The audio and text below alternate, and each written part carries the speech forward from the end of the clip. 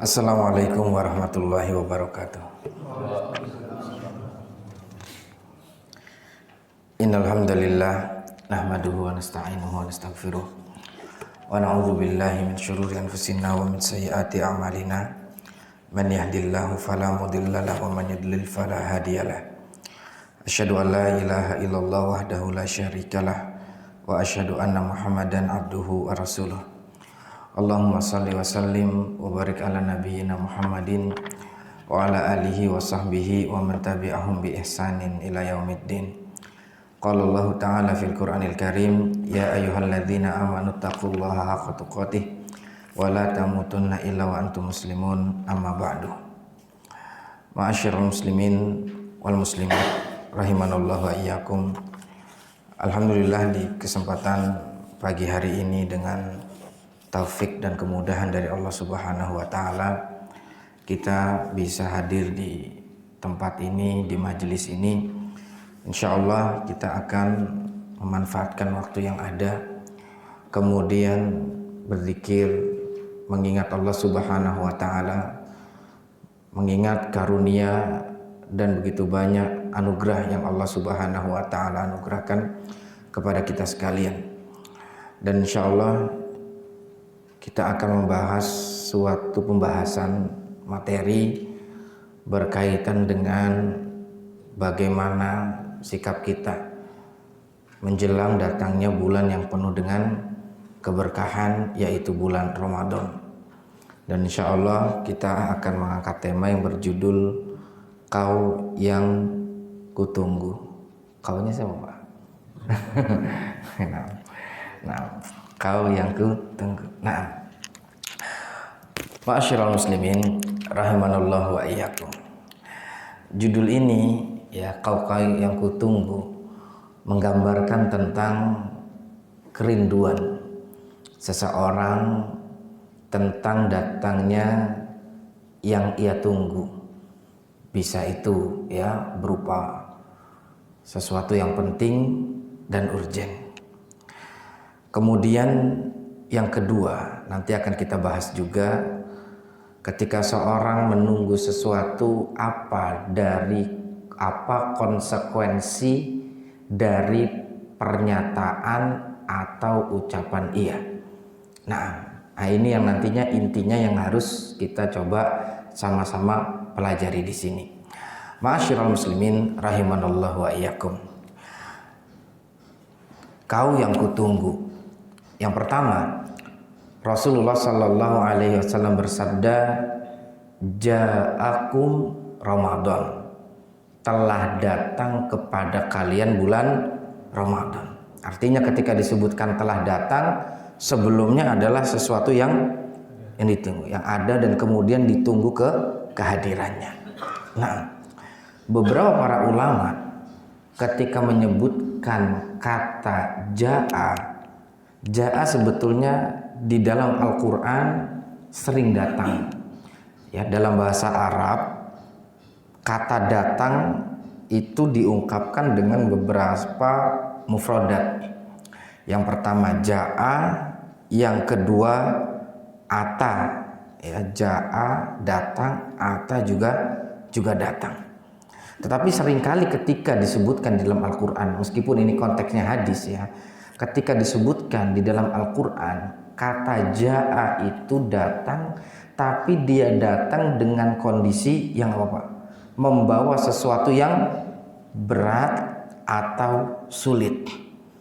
Berbeda dengan kata ata. Ata ketika datang itu cenderung apa? Lebih mudah. Ya, oleh sebab itu Allah Subhanahu wa taala berfirman, "Idza jaa nasrullah wal fath."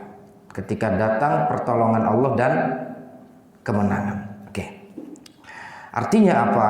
Di sini saya ingin sedikit mengkolerasikan antara hadis dengan Al-Qur'an.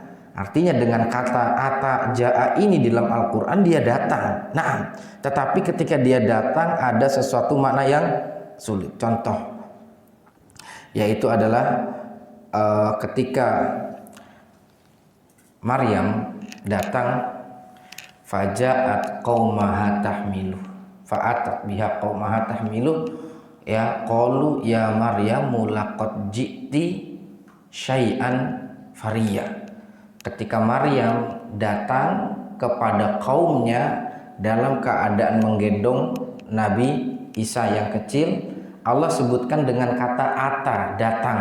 Kenapa? Ya datang. Cuman ibu gendong bayi itu apa, Pak? Mudah atau sulit? Mudah. Kemudian setelah itu kaumnya merespon laqad ji'ti, tapi kamu datangnya syai'an fariya, membawa sesuatu yang berat buat kami.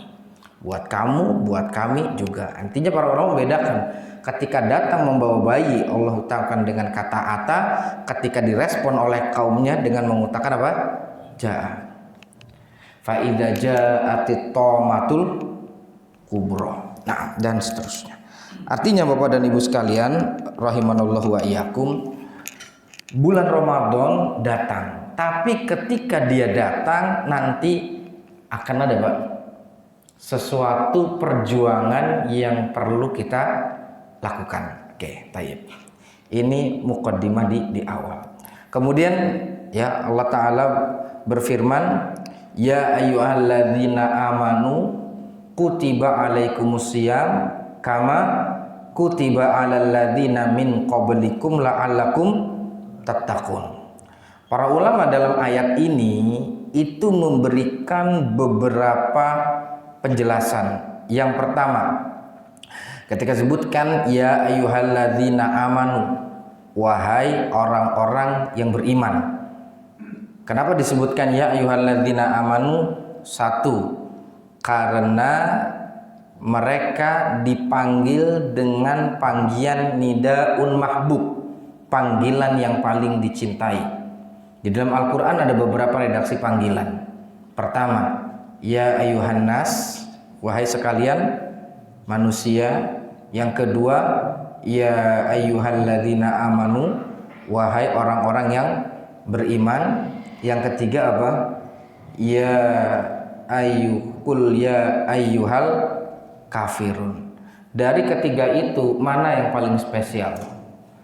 Dipanggil manusia, dipanggil orang kafir, atau dipanggil orang beriman?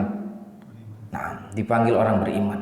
Artinya bahwa sekalian rahimanallahu wa iyyakum, ketika Allah memanggil orang-orang muslim dan muslimat yang memanggil hamba-hambanya untuk panggilan melakukan ibadah puasa, mereka Allah memanggil dengan cara yang baik, kemudian dengan panggilan yang dicintai. Maknanya di sini adalah secara faidah tarbiyah sosial adalah kalau kita ingin memanggil sesuatu, kemudian kita ingin menyuruh sesuatu, ingin meminta sesuatu kepada seseorang, apakah itu untuk kemaslahatan kita, apalagi untuk kemaslahatan dia, maka panggillah dengan cara yang baik. Makanya Rasulullah SAW mengatakan, ya gulam samillah, duhai ananda samillah, baca bismillah, kul biyaminik wa kul mimma yalik. Ya. Makanya kalau misalnya ada sesuatu anak di masjid, nak jangan begitu. Beda kalau kita sini. Ya. Manggilnya apa? Antara nak dengan sini. Kok manggilnya seperti itu. Nah, ya, itu di antaranya. Nah, sekalian rahimanallahu wa iyyakum. Kemudian yang kedua, ya ayyuhalladzina amanu kutiba alaikumusiyam. Kenapa disebutkan dengan kata-kata kutiba? Tidak disebutkan dengan farodo atau yang selainnya.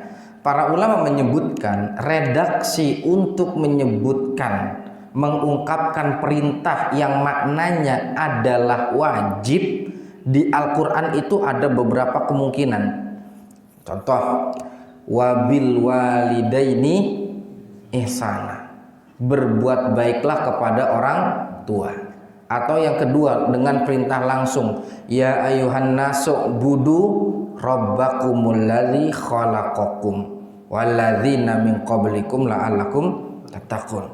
Wahai orang-orang manusia, ubudu, sembahlah Allah. Langsung kata perintah. Tapi kalau yang tadi ihsana, ya, ungkapan yang bermakna perintah. Nah, ketika siam Allah nggak mau menyebutkan ya ayyuhalladzina amanu sumu, puasalah kalian. Tapi Allah menyebutkan dengan redaksi kutiba. Kata para ulama, apa maknanya, apa perbedaan antara redaksi-redaksi tersebut? Ketika diungkapkan dengan kata kutiba, artinya kewajibannya itu kayak stempel jeder gitu, Pak. Ya, kewajibannya apa dengan sangat. Ini satu. Yang kedua, kewajibannya diambil dari kata tulisan. Sesuatu antara terucap dengan tertulis secara kandungan hukum beratan mana, Pak? Tertulis. Makanya Allah sebutkan kutiba, telah tertulis kewajibannya. Sudah nggak bisa ngelak lagi. Oke. Kemudian yang ketiga, nah ini tadi kaitannya dengan yang sebelumnya. Kata kutiba biasanya datang dengan konteks ayat-ayat yang berat. Ya, kata kutiba datang dengan konteks ayat-ayat yang berat. Ya ayyuhalladzina amanu kutiba alaikumul qital. Wahai orang-orang beriman, diwajibkan pada kalian qital, berjihad. Ya ayyuhalladzina amanu kutiba alaikimul qisas. Diwajibkan kepada kalian apa? Qisas. Ya ayyuhalladzina amanu kutiba alaikum idza hadara ahadakumul maut. Wahai orang-orang beriman, kalau memang ada di antara kalian yang meninggal. Nah, ini tiga konteks ayat yang berat. Yang pertama apa? Yang pertama tadi tentang apa? Qital. Yang kedua tentang qisas. Yang ketiga tentang apa? Ada keluarga yang meninggal. Ini berat semua, dan puasa konteks ayatnya dimasukkan ke sini. Ya. Dan puasa atau bulan Ramadan konteks ayatnya adalah di mana, Pak? Dimasukkan ke sana. Lalu apa mukadimah ini kita kaitkan dengan kau yang kutunggu? Akan ada datang kepada kita sebuah tamu yang besar, yang mubarak, penuh dengan keberkahan. Cuman kita di situ, ya Pak, ada sebentuk makna satu. Ketika menyambutkan, bagaimana persiapan kita? Ini tamu yang luar biasa, dan mungkin bagi sebagian orang nanti akan apa? Berat untuk melakukannya. Ya, berat untuk melakukannya. Nah, sekalian rahimakumullah. Yang pertama adalah satu, ketika datang bulan Ramadan, kau yang kutunggu, satu yang mesti kita lakukan adalah persiapan. Fa'iddu lahum mastata'tum min quwwah. Siapkanlah untuk bertempur bersama mereka kekuatan. Ya, jadi kau yang kutunggu, kita menunggu sesuatu. Yang pertama, Pak, menyiapkan bekal. Oke. Contoh. Orang kalau misalnya mau pulang kampung, nyiapin nggak, Pak? Ya nyiapin. Orang mau umroh atau safar haji, nyiapin nggak, Pak? Siapanya jauh sebelumnya. Nah, orang kemudian ketika ingin studi keluar negeri atau keluar daerah ke tempat yang nggak biasanya, dia intinya perlu persiapan. Nah, bulan Ramadan ini tamu yang agung, maka wajib bagi kita untuk persiapan. Apa yang perlu kita siapkan? Satu, yang pertama adalah persiapan ilmu tentunya. Ya, karena dikatakan oleh Al-Imam Bukhari, ya, bab al-ilmu qoblal qaul wal amal. Ilmu sebelum berkata dan berbuat. Nah, kenapa kita perlu membekali ilmu? Karena dengan ilmu itu ada daya dorong yang besar untuk melakukan suatu amal soleh. Ya, dengan ilmu itu ada daya dorong yang besar untuk melakukan amal soleh. Nah, disebutkan, saya ambil contoh. Ya, bulan Ramadan itu diantara para ulama mengatakan adalah bulan puasa, bulan tilawatul Quran dan seterusnya. Di sini saya akan bacakan dua hadis ya, 2 hadis saja berkaitan dengan tilawatul Quran, terutama adalah ketika di masjid. Nah, di dalam Sahih Muslim hadis nomor 802 dan 803. Nah, yang 803 dulu, Rasulullah SAW disebutkan dari Uqbah bin Amir, kharaja Rasulullah sallallahu alaihi wasallam. Rasul sallallahu alaihi wasallam keluar, wa nahnu, dari rumahnya, wa nahnu fi suffah, dan kami itu di suffah. Suffah itu apa? Sahabat-sahabat yang pinggir tidur di tepi di masjid. Jadi sahabat muhajirin yang hijrah dari Mekah ke Madinah itu ada 3 tipe. Tipe pertama ketika hijrah dari Mekah ke Madinah, punya keluarga di Madinah, akhirnya mereka tinggal di keluarganya. Tipe yang kedua adalah mereka yang hijrah dari Mekah ke Madinah gak punya keluarga, tapi mereka mencari yang namanya pekerjaan. Ya, di antara mereka adalah Salamah bin Al-Aqwa.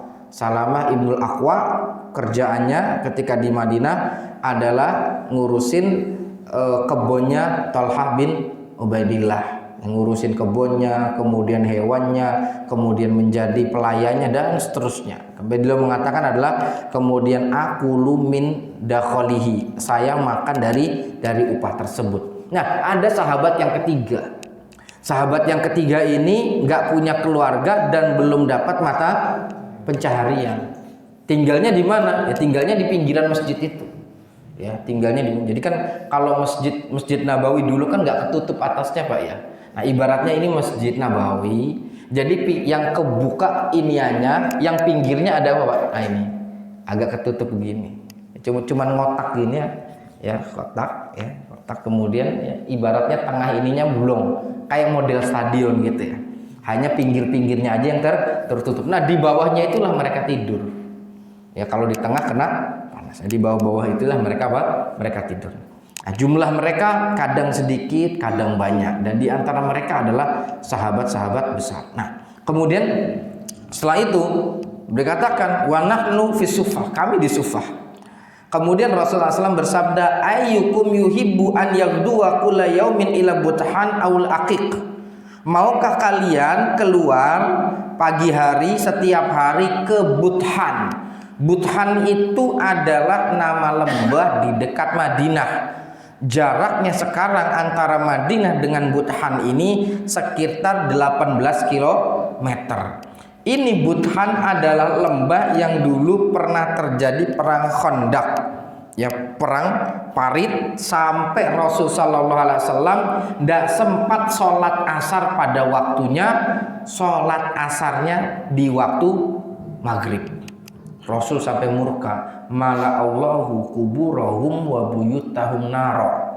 Semoga Allah membakar kubur dan rumah mereka. Syaghaluna anis sholatil wusta. Mereka telah membuat kami sibuk dari sholat asar sehingga keluar waktu. Rasul mengatakan, mau nggak ke Buthan sana, kurang lebih jarak 18 km keluar, wayati minhu, cuman pulang dari sana bina kotaini kumawain, pulang dari sana bawa onta yang besar, bawa onta yang gemuk-gemuk 2. Ya Pak ya, kita Pak pulang sholat ya, depan rumah kita ngejeng 2 mobil. Mobil siapa nih? Mobil antum. Tiap pulang sholat apa? 2 mobil. Ajib kan sih. Kata siapa namanya? Kata sahabat, kata Rasul, fi ghairi ithmin wala qat'in rahim.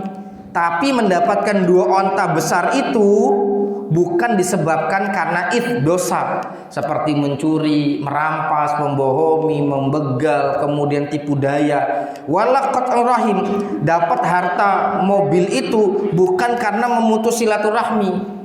Penyebabnya bukan apa? Mengambil hak saudaranya, hak waris saudaranya, atau kemudian hak ya kerabatnya, bukan karena itu. Tapi memang dapat. Kemudian kata sahabat tersebut, ya Rasulullah nuhibbu dzalik, siapa yang nggak mau pulang dari masjid nongkrong mobil-mobil. Nah, kata Rasulullah SAW, afala yaghdu ahadukum ilal masjid, mengapa kalian tidak berangkat di pagi hari ke masjid. Ya, seperti ini masjid. Faya'lam, kemudian dia tahu, fayaqra, dia baca ayataini min kitabillah, 2 ayat dari Al-Qur'an, khairun lahu min naqataini, itu lebih baik daripada dia mendapatkan 2 unta yang besar. Wa thalathun khairun min thalath, dan kemudian 3 ayat dibaca lebih dari berapa? Tiga onta. Wa arbaun khairun min arba'in, 4 ayat dia baca lebih dari 4 onta. Nah, wa min adadihinna minal ibil, begitupun semakin banyak ayat yang dibaca itu semakin itu. Kata Syabdul Aziz Ar-Rajihi, itu onta adalah barang yang paling bernilai mewah di zaman itu. Kalau di zaman kita, beliau mengatakan matalan salat sayyarot, seperti mungkin dapat 3 atau 4 mobil. Nah, masyaallah muslimin rahimanallah yakum, kita baca hadis ini. Ketika kita baca hadis ini kan apa Pak? Ada keutamaan. Ketika orang tahu keutamaannya Pak, ada dorongan. Terus baca pasal, baca Al-Ikhlas sudah. Baca Al-Ikhlas dapat apa? Baca Al-Ikhlas 4 ayat, pulang berjejer Pak. 4 mobil.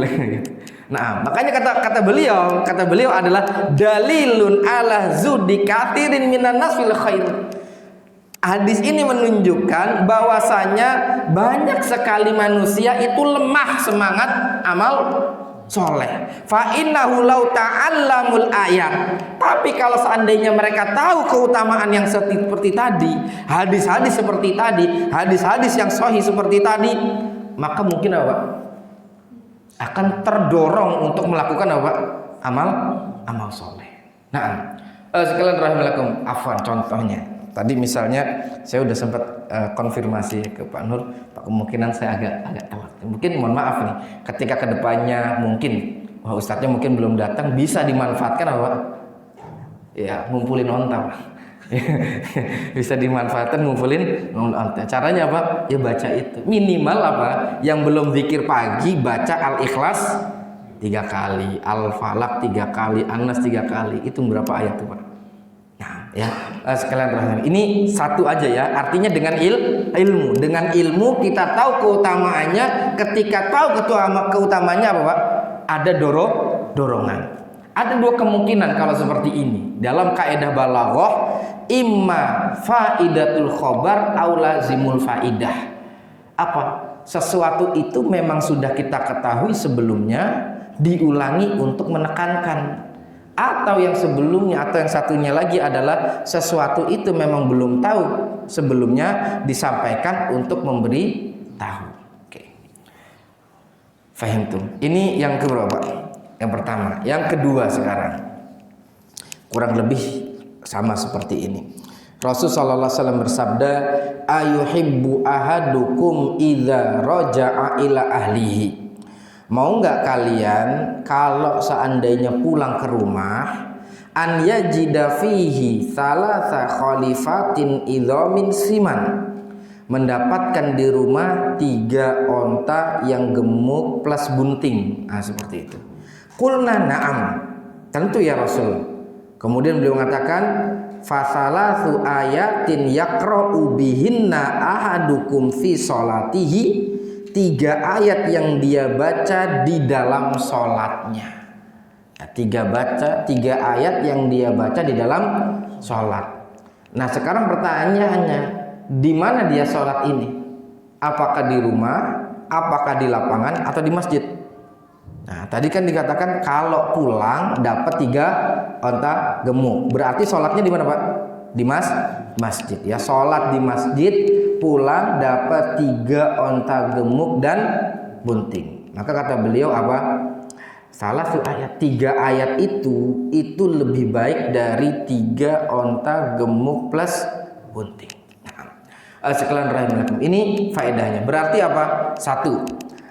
Faid ini secara khusus memang ya, secara khusus membaca ayat Al-Quran di masjid plus ketika sedang sholat, keutamanya demikian. Nah, Kenapa saya sampaikan satu ini? Pertama, poinnya tadi, kita harus menyiapkan bekal. Bekal yang paling utama adalah mempersiapkan apa? Ilmu, ya, mempersiapkan ilmu. Kata Al-Imam Az-Zuhri, ya, laulan nisya, beliau katakan innama yudhibul hifdha an-nisyanu wa tarkul mudzakarah. Yang membuat orang itu hafalannya pergi, itu memang sifat dasar manusia itu apa?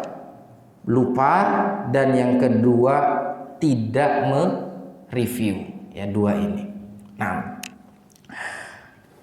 ini. Nah, kemudian yang selanjutnya, yang kedua, ya, meskipun di sini contohnya untuk Quran, tapi dikiaskan kepada yang lain, ya Pak, ya, silakan. Nanti intinya adalah bahwasanya perlu diingat-ingat kembali tentang keutamaan amal soleh.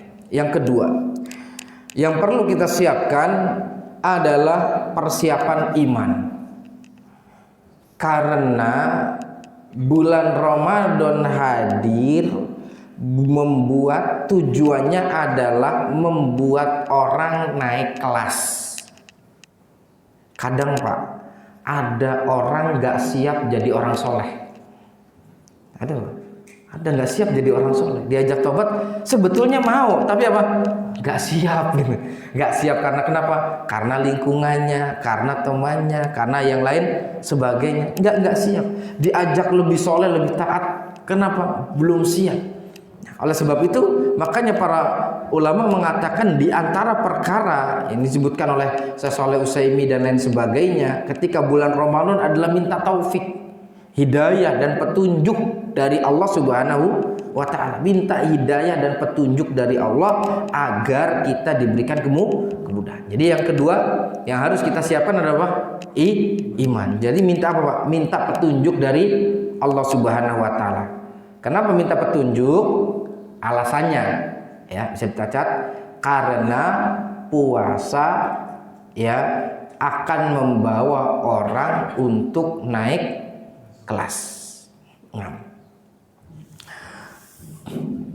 saya pernah bertemu dengan seseorang ketika saya lagi baca buku, dikatakan, antum baca apa buku kayak gitu? Antum kebanyakan belajar agama nanti berat, ya, berat. Ente makin tahu agama tuh makin berat, seperti itu. Kalau anak lebih baik gak tahu sekalian, sehingga nanti apa, pertanggung jawabannya segala macamnya apa, gak berat, slow aja seperti itu, nyantai aja. Kalau tahu kan malah apa, berat. Nah, tapi kemudian dijawab oleh, kemudian waktu itu ya namanya masih awal-awal belajar, diomongan gitu Pak, sempat ngoleng-ngoleng juga. Nah, kemudian ya akhirnya apa, lama kelamaan kita belajar, ternyata ketika orang menghindar dari ilmu, dia akan terkena hadis yang lain, sudah seperti itu. Nah, jadi apa Pak? Jadi poinnya itu. Nah, dalilnya apa? Dalilnya tadi bulan Ramadan. Ya ayyuhalladzina amanu kutiba alaikumusiyam kama kutiba alal ladzina min qablikum la'allakum tattaqun. Awalnya dipanggil orang beriman, akhirannya targetnya jadi apa, Pak? Takwa, naik kelas. Mohon maaf. Satu, ada mungkin kalau misalnya bapak-bapaknya, ya, bekerja, kemudian mungkin lingkungannya kurang baik. Nah, seperti itu kan kadang butuh perjuangan untuk meninggalkan hal yang demikian. Yang kedua, yang muda-muda biasanya punya teman, ya, apalagi sekarang zaman era apa Pak, generasi Z, ya, seperti itu, yang sudah apa namanya luar biasa, ya, medsos dan segala macamnya, ya, meninggalkan grup, siap-siap aja dibully lewat japri misalnya, seperti itu. Nah, kemudian yang ketiga, kadang dalam lingkungan orang mau berangkat ke masjid aja sudah diceramahin. Maksudnya ceramahin apa?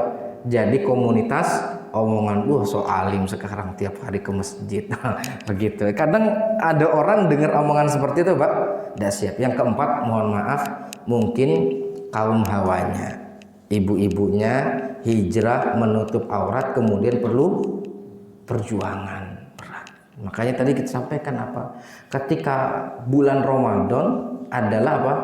Perlu persiapan. Persiapan yang pertama ilmu, persiapan yang kedua adalah iman dan hidayah. Karena kita ini akan diangkat oleh Allah untuk naik kelas. Naik kelas itu nanti akan apa, Pak?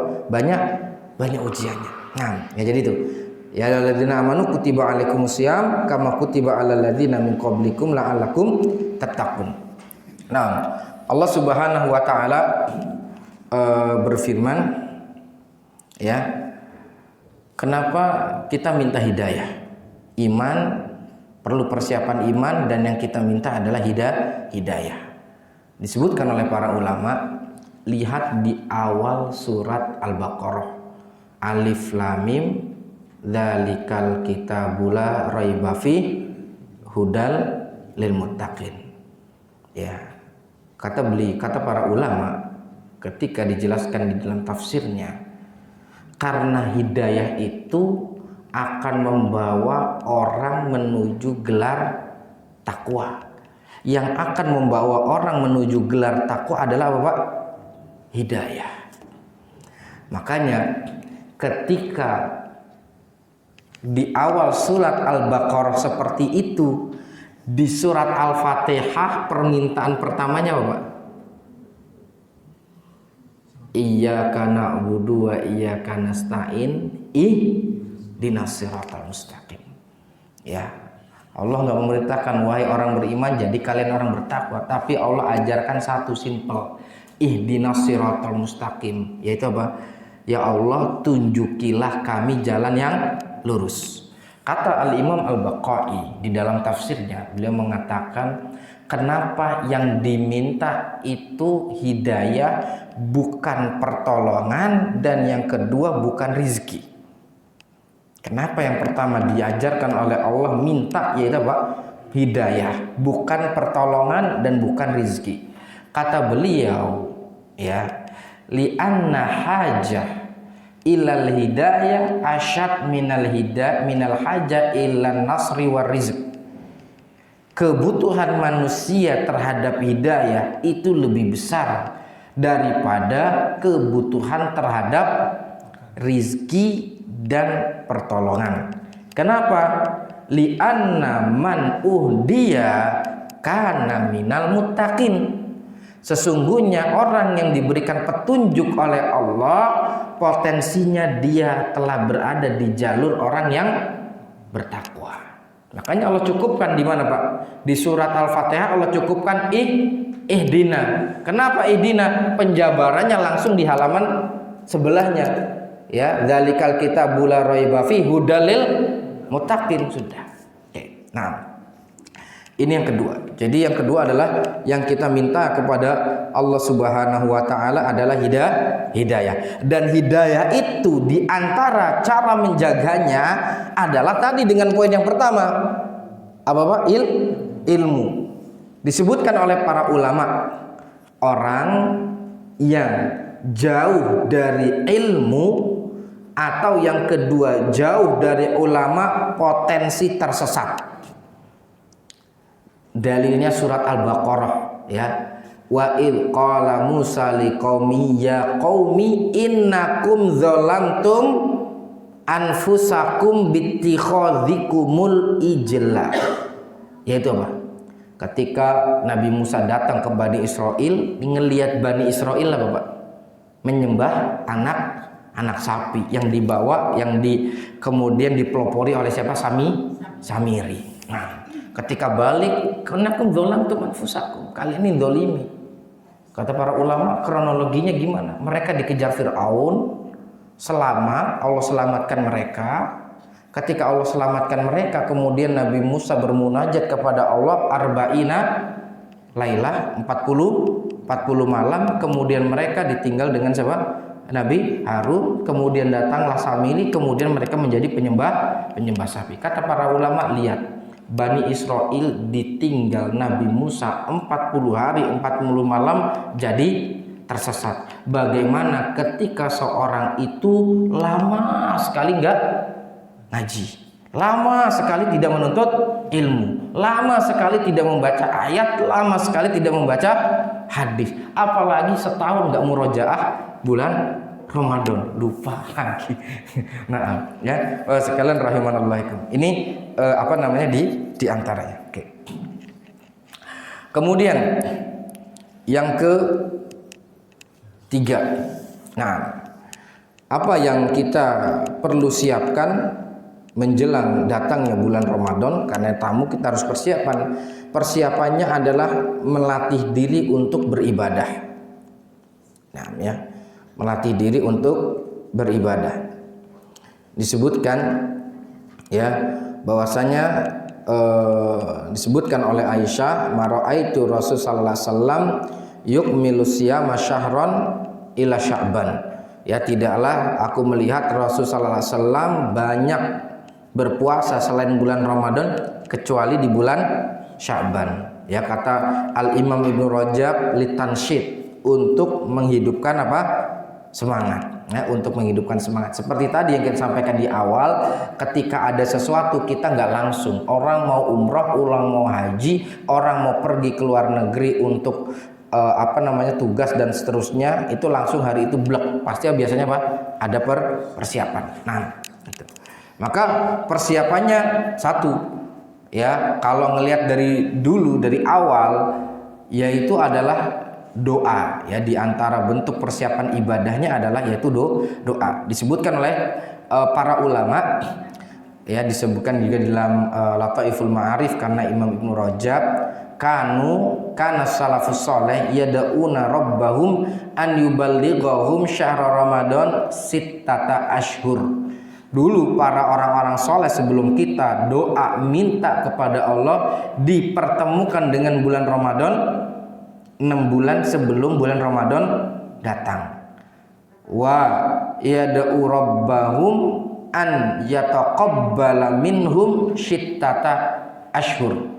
Dan mereka berdoa kepada Allah agar amalan bulan Ramadannya itu diterima 6 bulan setelah Ramadan.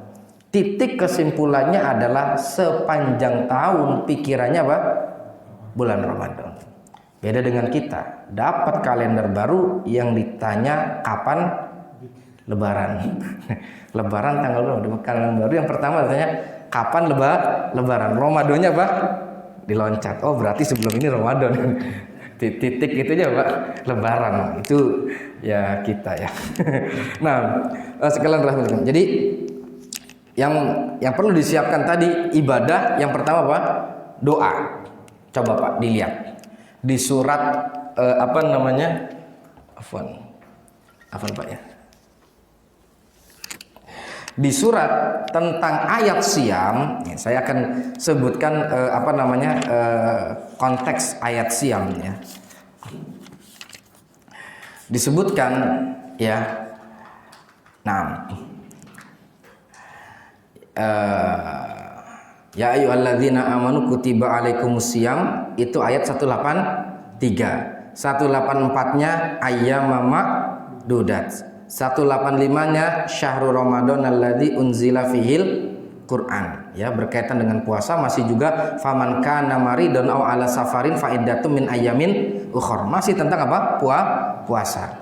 Kemudian setelah itu 187 uhillalakum lailatas siyami rafathu ila nisaikum, ya, yaitu apa? Dihalalkan kepada kalian malam bulan puasa itu untuk mendatangi istri.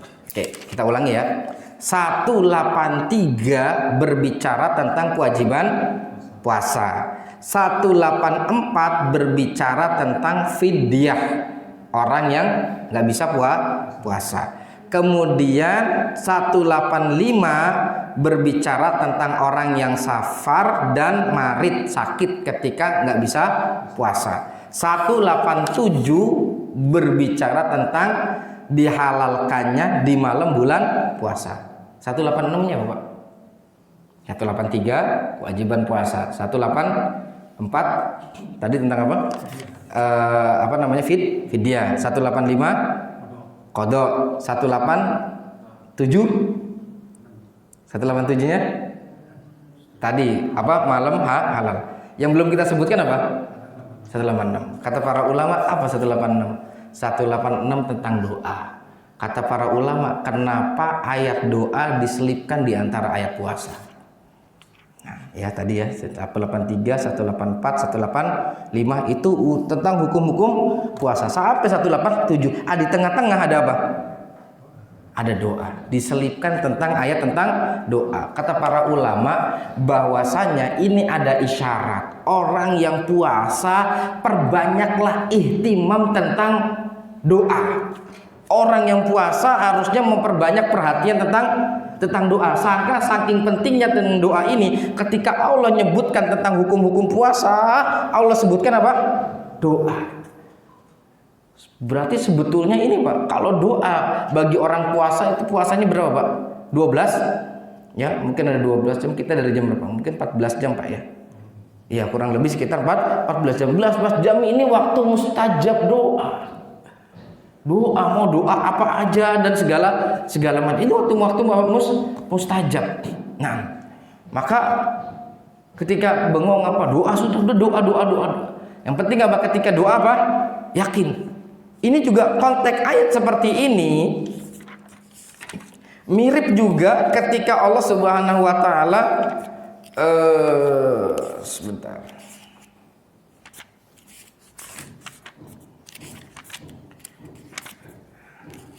Ya, ketika Allah Subhanahu wa taala menyebutkan tentang ayat yang lain. Oke.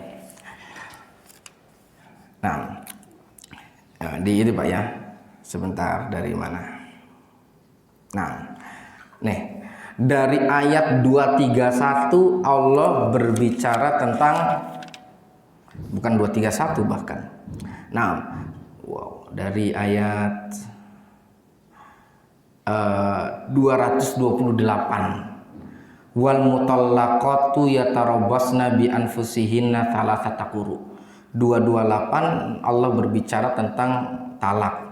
229 Allah berbicara tentang talak. 230 fa in talaqaha fala tahillu lahu. Kalau sudah ditolak 3 kali enggak halal sampai menikahi suami yang lain. 230 masih juga tentang talak. 231 wa in talaqtumuhunna fabalagna ajalahunna faamsikuhunna. Kalau waktu iddahnya sudah selesai dikasih pilihan. Nah, 231 masih juga tentang talak. 232 berbicara tentang talak. Wal walidatu yurdi'na auladahunna haulaini. Ini juga masih tentang tersebut. Walladzina yutawaffauna 234 wanita yang masa iddahnya ditinggal oleh suami yang meninggal. Kemudian 235 berbicara tentang wala junaha alaikum fima aradtum min khidbatin nisa. Wanita yang talak, yang sedang ditalak masa iddah itu nggak boleh tasrih, ya diberi kisi-kisi, nggak boleh ditegasin tar mau nikah sama saya, bolehnya apa? Pakai bahasa sindiran. Kemudian 236 juga masih wala junah alaikum in talaqtumun nisa. Kemudian 237 sama wa in talaqtumuhunna min qabli tentang masa talak. 237. Jadi 228, 237 berbicara tentang talak. Setelah itu 237 ya, 228 sampai 237. 238-nya hafizu ala sholawati was sholatil wusta. Perintah salat. Kemudian 239 juga fa in khiftum farijalan aw rukbana. Salat berdiri atau sambil berkendara. Dengan kaki. 240 walladzina yutawaffawna minkum, lagi-lagi tentang wanita yang iddah. 241 lil mutallaqati mut'ah buat wanita yang ditalak. Kadzalika yubayyinullah, baru kemudian kelar. Kata para ulama, Allah bicara masalah pernikahan panjang, tengahnya apa? Ayat sholat. Dilanjutin lagi pernikahan atau talak lagi. Apa? Ini mirip seperti apa tadi Pak? Allah menceritakan puasa, diselipin ayat doa, kemudian dilanjutin lagi ayat puasa. Ini sama, ayat talak, rumah tangga, diselipin ayat sholat, kemudian itu. Apa faedahnya? Kata para ulama disebutkan bahwasanya ya seseorang yang mungkin punya problem urusan pribadi dengan keluarganya, mungkin ada khalal fil ibadah wassalah. Mungkin di situ ada problem yang harus diperbaiki tentang sholatnya. Makanya kata ada suatu quote ya mengatakan, kalau engkau punya masalah perbaiki apa? Salatmu, nanti Allah perbaiki apa? Masalahmu, seperti itu. Ini mungkin kesimpulannya gitu. Tapi dalilnya bagaimana? Itu kan catatan. Tapi kita yang perlu kita butuhkan adalah dalil, penjelasan dari Allah Ta'ala agar benar-benar kita apa? Yakin. Dan tadi saya sampaikan di awal, kalau kita tahu ilmunya akan apa? Terdorong ya untuk melakukan ibadat tersebut. Nah, jadi yang perlu kita siapkan apa, Pak? Doa. Ya, jadi doa itu ibadah di bulan Ramadan. Maka bukan hanya ngumpulin doanya nanti di bulan Ramadan. Dari sekarang sudah minta kepada Allah untuk dipertemukan dengan bulan Ramadan. Untuk apa, Pak? Menambah kerinduan.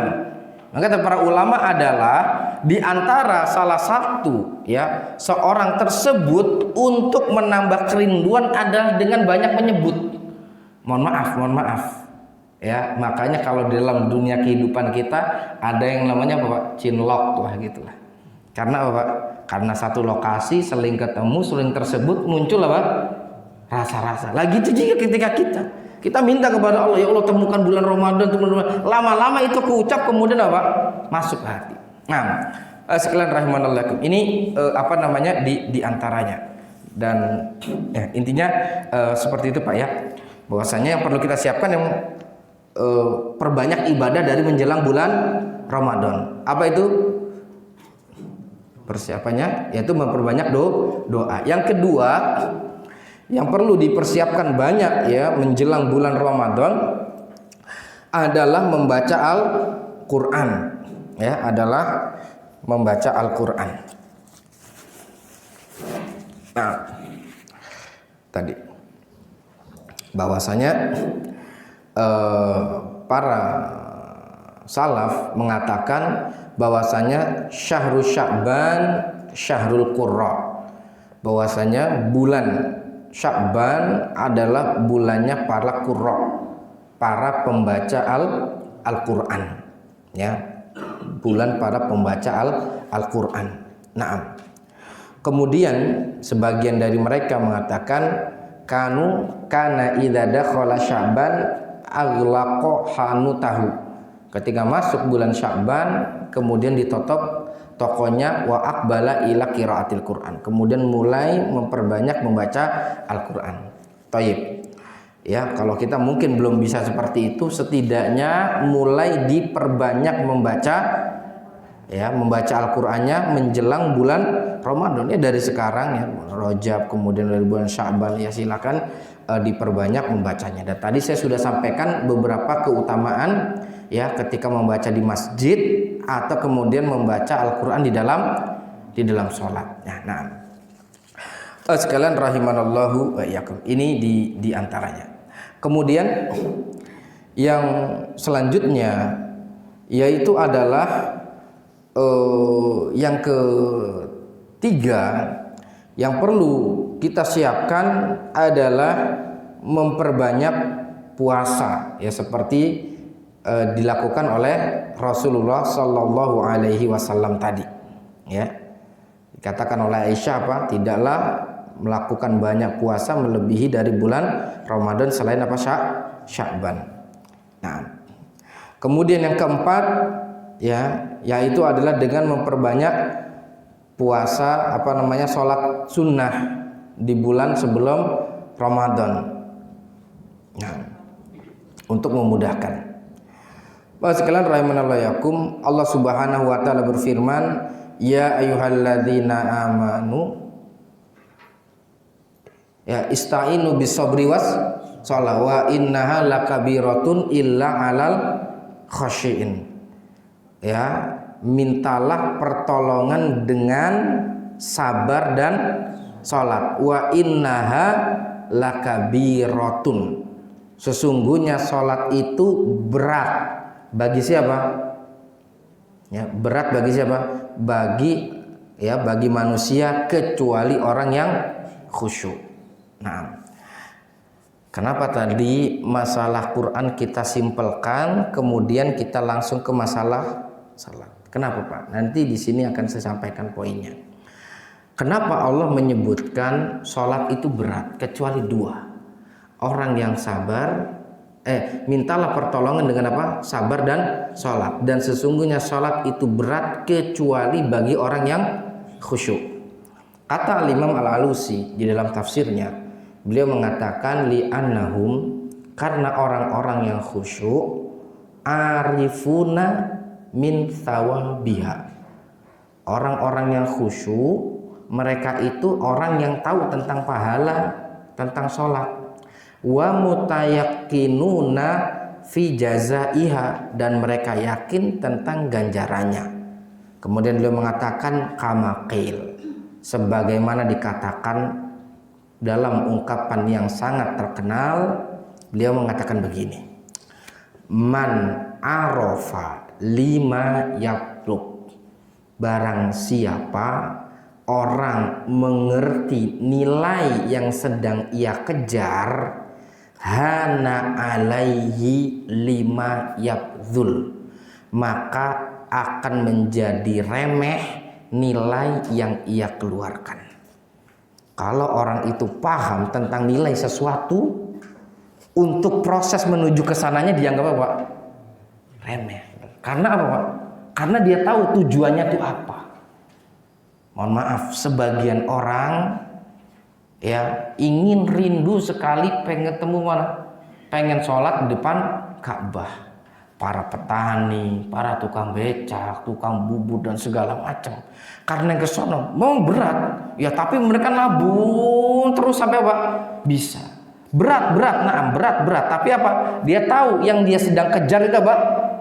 Ya, tidak ada nilainya dibanding yang dia keluarkan. Man arafa lima yatlub, kalau orang itu paham dia ini mau ngejar apa, yang ia keluarkan itu apa? Remeh.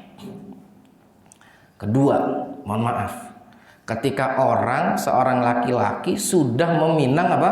Seorang wanita yang memang sudah menjadi keinginan hatinya dan sudah minta izin kepada orang tuanya dan sudah diridhoi oleh orang tuanya. Nah, untuk meminang itu, nanti kalau calon istri minta apa? Minta mahar emas sekian gram. Kira-kira dikejar? Kejar. Karena bagi dia nilai emas itu tidak sebanding dengan apa? Permata dunia kan sebetulnya. Nah, ini diantaranya. Kemudian yang ketiga, sebagian orang menganggap pendidikan itu adalah yang aset paling mahal.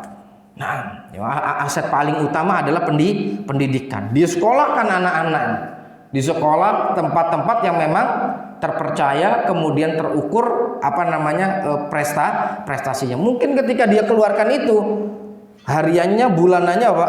Luar biasa. Tapi apa? Dia tahu bahwasanya pendidikan adalah aset paling berharga. Mungkin bagi orang lu, ngapain ngeluarin duit sekian, yang gratisan juga ada seperti itu. Nah, tapi ini Pak, ketika orang tahu man arafa lima yatlub, kalau orang itu paham dia itu mengejar apa yang dia kejar, hana alaihi lima yabdzul, akan apa Pak?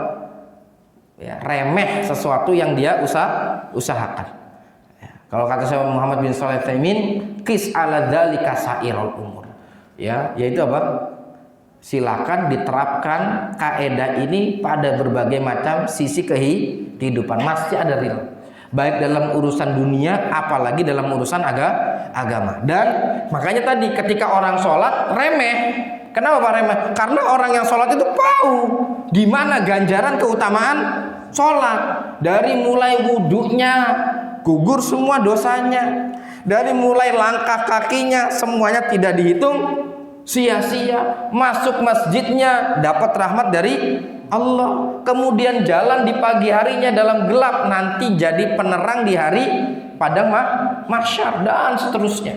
Makanya kata siapa dulu pernah disebutkan juga, kata Imam Ibnu Hajar ketika beliau menjelaskan sholatul jamaati afdal min sholatil fardhi bi 27 darajah, sholat jamaah itu ada 27 keutamaan lebih dari sholat sendiri. Kata beliau apa? Secara tekstual demikian, secara aktual ada 27 jenis amalan pembeda. Kalau orang itu datang jamaah ke masjid itu bisa didapat, enggak didapat kalau orang sholat di rumah. Contoh, sawu sufufakum bisa dapat? Dapat. Kalau di rumah nggak dapat. Sawu sufufakum sama tembok, Pak. Seperti subuh ngantuk ngerapatnya Pak ke tembok seperti kan enggak. Tapi ketika rapatkan saf itu lagi pahalanya banyak. Rasul mengatakan man sadda furjatan fis safi badalahu baitan fil jannah. Merapatkan saf itu dibangun istana di rumah di surga. Man wasala saffan wasalahullah. Siapa merapatkan saf dicurahkan rahmat dari Allah Subhanahu wa taala. Waduh banyak sekali. Itu baru saf, belum yang lainnya. Nah, dari sini poinnya apa Pak? Makanya tadi saya sampaikan di poin sebelumnya, yaitu tentang membaca Al-Quran simple, kemudian kita masuk ke sini. Kenapa? Karena para ulama sahabat mengatakan man qara'al Baqarah jallafina. Siapa orang kelar baca surat Al-Baqarah itu mulia di sisi kami. Kenapa Pak? Karena itu tadi kita baru beberapa ayat tadi Pak. Tadi saya hanya mencontohkan surat Al-Fatihah dengan beberapa surat Al-Baqarah. Masya Allah Pak. Ibroh, asror, hikmah, rahasia di surat itu Pak kebongkar sama para ulama. Kenapa ada ayat ini? Kenapa ada ayat ini? Kenapa begini? Oh ya Allah. Makanya para ulama mengatakan inti ilmu apa di Al-Quran. Inti ilmu itu di Al-Quran. Jadi Al-Quran bukan sekedar apa? Dibaca. Ketika kita baca, ketadaburi, di situ kemudian apa? Masuk. Oh, kenapa setelah ayat ini ada begini? Kenapa ayat ini ada begini? Kenapa yang diminta ini? Kenapa di awal disebutkan ihdinas siratal mustaqim dan seterusnya? Kenapa kok setelah itu? Nah, Bapak sekalian rahimanallahu ini di antaranya ya, di antaranya. Jadi tadi poinnya adalah satu yang kita persiapkan adalah doa. Kemudian yang kedua banyak puasa. Ketiga perbanyak baca Al-Quran. Kalau misalnya baca Al-Quran perstadabur, insya Allah ilmu-ilmu tadi apa? Nambah. Masuk bulan Ramadan apa Pak? Belum dapat apa Pak? Oh, dapat dorongan yang luar biasa. Nah, sekalian rahimahullah, saya sebetulnya punya itu qadarullah ketinggalan, dan kemarin teman saya, bukan teman saya, ustadz saya ada yang berminat untuk menerjemahkan itu, cuman belum ada. Jadi Quran tadabbur Pak. Al-Quran tadabbur itu, jadi di tengahnya itu ayat, kanan kirinya itu ada penjelasan. Jadi dalam satu halaman kan ada beberapa ayat. Tidak semuanya tapi dipilih beberapa. Dan per ayat diambil tafsir dari sekian para ulama yang paling apa Pak? Bisa membawakan makna tadabbur. Jadi di ayat ini, ya kadang di ayat ini dari tafsirnya At-Tabari, di ayat ini dari tafsirnya Qurtubi, di ayat ini kadang dari Ruhul Ma'ani, kemudian di sini kemudian kadang dengan Ibnu Katsir, kemudian dengan Imam Al-Baghawi, kemudian dengan Imam Sa'di dan lain sebagainya. Seperti yang tadi kita sebutkan. Nah, jadi saya sambil ulangi lagi Pak ya. Yang perlu kita siapkan yang pertama tadi apa? Persiapan. Persiapan itu apa? Ilmu. Kemudian yang kedua iman. Nah, iman ini yang dimaksud adalah apa? Minta taufik dan hidayah seperti tadi ya. Kemudian yang ketiga melatih diri untuk memperbanyak amal soleh. Contohnya apa tadi? Doa ya. Kemudian yang kedua, kenapa doa tadi? Karena doa ada di antara rentetan ayat puasa. Yang kedua, membaca Al-Quran. Nah, sebagian mengatakan bulan Sya'ban adalah bulan pembaca Al-Quran. Membaca Al-Quran sambil mentadaburi akan melahirkan kekuatan amal soleh seperti tadi. Nah, contoh lagi Pak. Ya, di surat. Nah, jadi tadi kita telah menyebutkan tentang apa? Tentang puasa. Puasa redaksi ayatnya berat. Tentang apa? Tadi kisos, kital, ditinggal meninggal. Itu dimasukkan satu redaksi. Artinya berarti puasa itu sederet beratnya dengan itu. Yang kedua, sholat. Sholat apa tadi? Innaha lakabiratun. Kenapa berat? Ya, bagi orang umum berat, tapi bagi orang yang khusyuk tidak. Kenapa?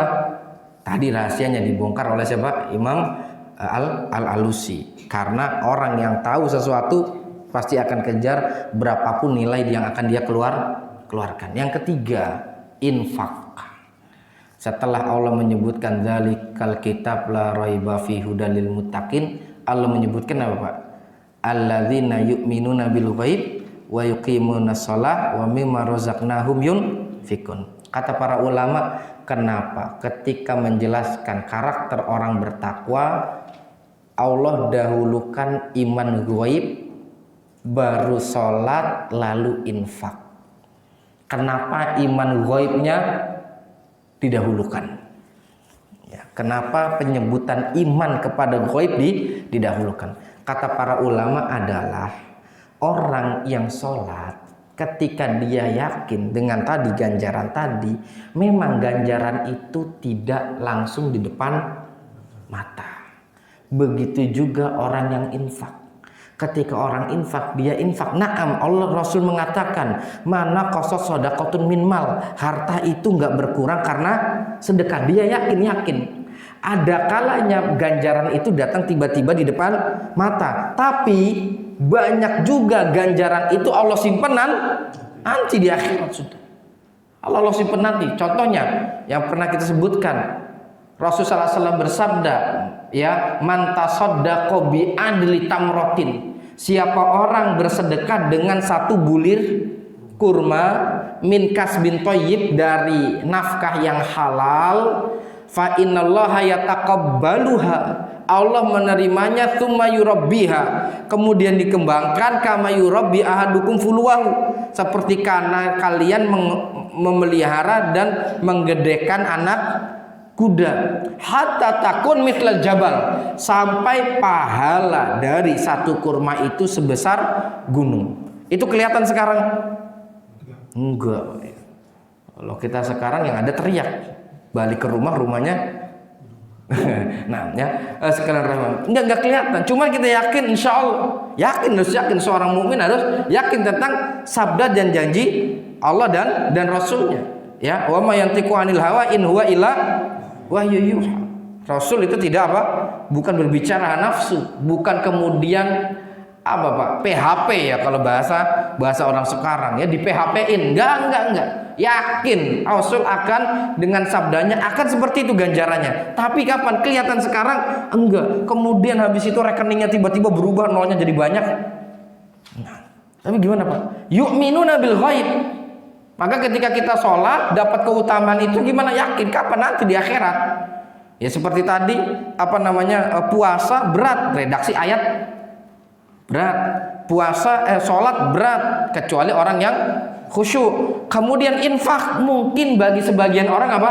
Lah gimana mau nambah harta buat saya? Orang justru logikanya yang kasat mata, orang sedekah itu apa? Ngeluarin duit. Gimana masa kata nabinya mereka kan gitu, kadang orang-orang yang resek Pak ya kadang gimana mau apa, realitanya malah berkurang. Nah itulah makanya Allah sebutkan apa, sebelum Allah bawakan redaksi itu, Allah bicara dulu di awal iman bil ghaib, iman ghaib, kemudian apa, sholat, kemudian sedekah. Kalau orang itu iman ghaibnya tinggi, sholatnya juga akan tinggi, kemudian apa, sedekahnya juga akan perhatian. Tapi kalau orang itu iman ghaibnya apa? Ya masih abu-abu, sholatnya juga kemungkinan apa? Ngebayang-bayang. Nah, begitu juga dengan sedekahnya. Nah, asyarul muslimin rahimanallahu. Jadi intinya apa? Semuanya berat kecuali Allah yang berikan taufik. Tadi masalah apa? Sholat, puasa, kemudian sekarang apa? Infak. Nah, 3 amal ini kan adalah amalan yang biasa kita lakukan di mana Pak? bulan Ramadan. Kita bisa bandingkan infak bulan Rajab Pak ya. Kemudian habis itu nanti bulan apa? Januari nih rekap berapa jumlahnya, bulan Februari rekap berapa jumlahnya, hitung di Maret nanti. Hitung di Maret dan di April ketika masuk bulan Ramadan apa? Disitulah DKM biasanya Pak ya dapat amanah yang besar ya tentang sedekah dari kaum muslimin. Nah, sekalian rahimakum. Ini di antara. Jadi tadi Al-Qur'an saya agak itukan, kita langsung ke salat. Jadi poinnya adalah baru saya balik lagi ke Al-Qur'an. Perbanyak baca Al-Qur'an, kemudian yang selanjutnya sambil mentadabburi. Insyaallah nanti akan dapat dorongan-dorongan. Oh, ini begini. Masya Allah, ternyata saya ini masih sangat jauh. Wah, ternyata saya ini masih perlu banyak belajar. Ternyata memang inti dari semua ilmu adalah di Al-Quran. Nah, Bapak sekalian, Bapak dan Ibu sekalian, rahimanallahu wa iyyakum. Kemudian yang sampai jam berapa Pak? Jam 12 ya. Oke, lanjut Bu ya. Nah, yang ini kita sudah untuk persiapan tadi 3 ya. Ilmu,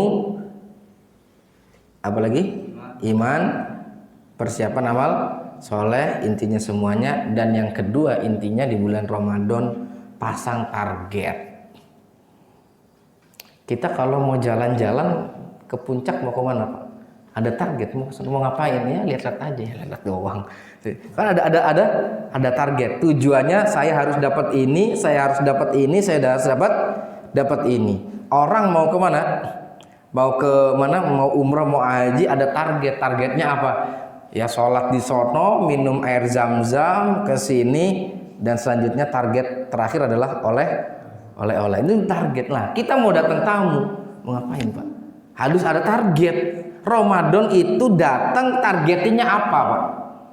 Ya, target dari bulan Ramadan itu apa? Apa sekedar ya sudah datang bulan Ramadan sudah puasalah, orang lain sholatlah seperti itu. Kalau nggak ada target apa? Nggak ada sesuatu yang dikejar. Saya Ramadan ini mau khatam, misalnya gitu. Kemarin belum. Ramadan ini gimana caranya khatam? Yang kedua, kalau misalnya kemarin Pak? Ramadannya sudah khatam sekali, gimana bisa khatam 2 kali? Ramadan kemarin sedekah ini, gimana caranya nanti di akhir Ramadan saya bisa sedekah seperti ini? Apakah para satpamnya kemudian dikasih baju koko lah, apalah, dan apa segala macam itu semuanya apa bisa. Kemudian kemarin saya donasikan ini, beli Al-Quran sekian, kemudian beli karpet sekian, kemudian nyumbang ke masjid seperti ini, kemudian ngasih iftar di sini begini sih. Oke, selanjutnya apa? Karena kalau tanpa ada target apa? Nggak ada pemicu. Kita Pak ya, yang namanya urusan duniawi aja ada target. Harus ngejar target kita tahun ini sekian, tahun ini sekian, dan ini dan segala macam. Sehingga kita bekerja ada usaha. Nah, ketika juga di bulan Ramadan demikian, dan Allah pasang target. Apa targetnya Allah Ta'ala bulan Ramadan? Takwa sudah. Target yang paling tinggi. Jadi itu Pak ya. Jadi yang kedua adalah apa yang ada di bulan Ramadan harus pasang target. Oke. Ya, sebagaimana Allah Subhanahu wa taala berfirman tadi, ya ayyuhallazina amanu kutiba alaikumusiyam kama kutiba alal ladzina min qablikum la'allakum tattaqun. Contoh, Nabi ketika puasa Asyura beliau mengatakan fa in kanal amul mukbil. Kalau tahun depan masih apa? Hidup, kita puasa berapa? 2 hari kan gitu. Nah, langsung mengatakan memasang apa target 3 di bulan Ramadan. Nabi Muhammad sallallahu alaihi wasallam syadda idza dakhala al-ashral awakhir. Ketika masuk 10 hari terakhir dikencangkan ikat pinggangnya. Ya wa aiqadha ahlahu, keluarganya dibangunin. Wa ahya lailahu. Kemudian apa? Salat malam. Apa target itunya Pak? Tujuannya untuk ngejar malam Lailatul Qadar. Berarti ada target yang perlu. Ya, ini ada 10 malam, kita nggak tahu di mana. Semuanya dilakukan untuk ngejar apa Pak? Malam Lailatul Qadar. Ya, untuk mengejar malam Lailatul Qadar. Dan ini yang disebut target tadi. Jadi poinnya adalah ketika kita beribadah di bulan Ramadan pasang target. Yang kedua, targetnya fattaqullaha mastata'tum. Ya, bertakwalah kepada Allah semampu kalian. Cuman ketika berbicara tentang ayat fattaqullaha mastata'tum, jangan keliru. Sebagian orang memahami fattaqullaha mastata'tum itu batas bawah. Sebetulnya fattaqullaha mastata'tum itu batas atas. Maksudnya gimana, Pak? Ya sudahlah, saya bisa kata ya sudahlah itu menunjukkan apa? Kepasrahan gitu. Fattaqullaha mastata'tum, nggak ngaji ya sudahlah fattaqullaha mastata'tum. Nggak terawih kan Allah berbicara, berfirman fattaqullaha mastata'tum, itu belum ada istitoah, belum ada usaha untuk fattaqullaha mastata'tum. Itu kapan, Pak? Kalau sudah usaha maksimal. Makanya tadi saya sampaikan fattaqullaha mastata'tum itu bukan batas bawah. Jadi kalau misalnya ada taksi dulu kan ada tarif bawah, tarif atas. Kadang sebagian orang itu fattaqullaha mastata'tum untuk jadi alasan berada di posisi-posisi aman, nyaman, sudah. Dalilnya ada fattaqullaha mastata'tum, fattaqullaha mastata'tum. Sedangkan apa?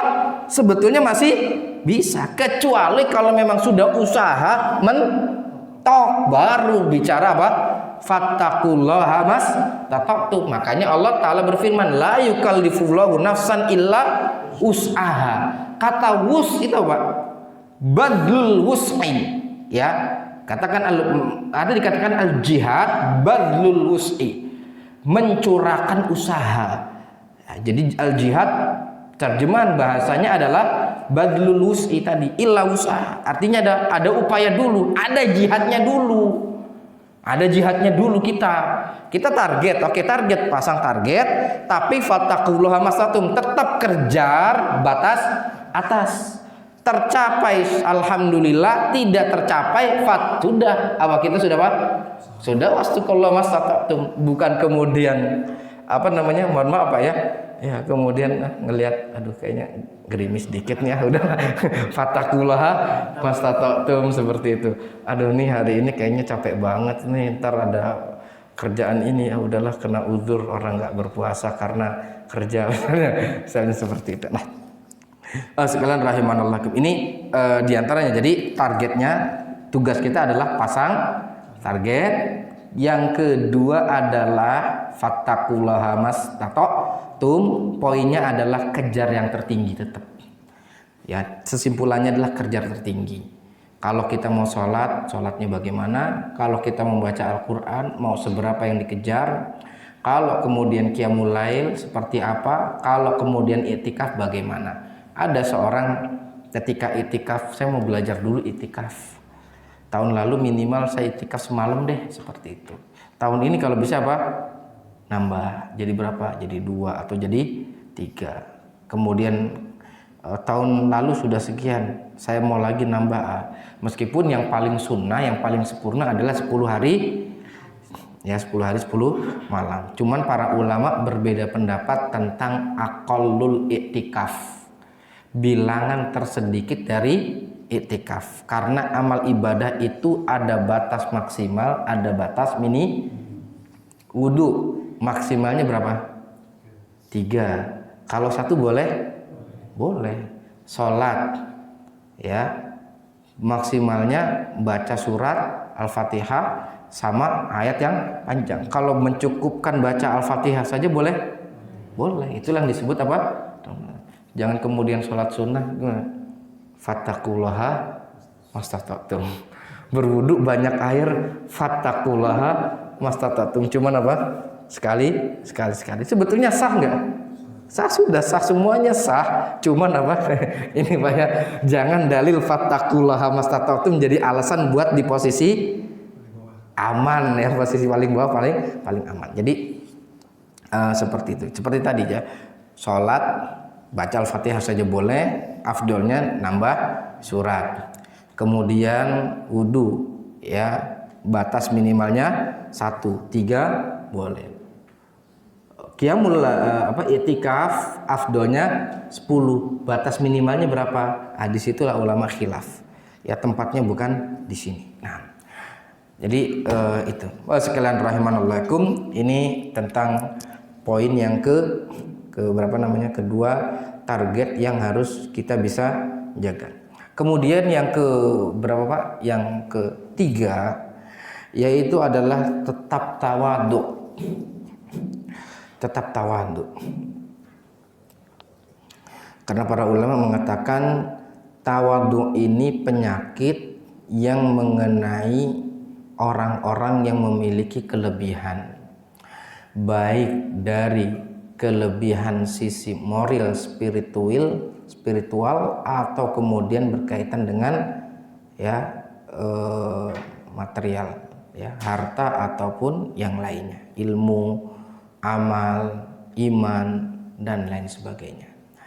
Contoh, saya itu kan berkaitan dengan harta, berkaitan dengan harta, yaitu adalah korun, berkaitan dengan harta dengan korun.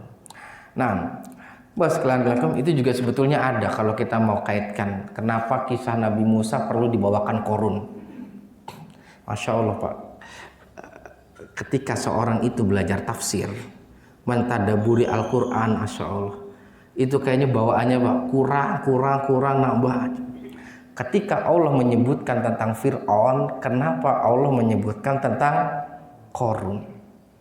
Kata para ulama, satu, karena Fir'aun takabur dengan harta dan kekuasaannya. Korun takabur dengan harta dan kedekatannya. Karena di beberapa ulama tafsir mengatakan korun ini termasuk kerabatnya apa? Nabi Musa.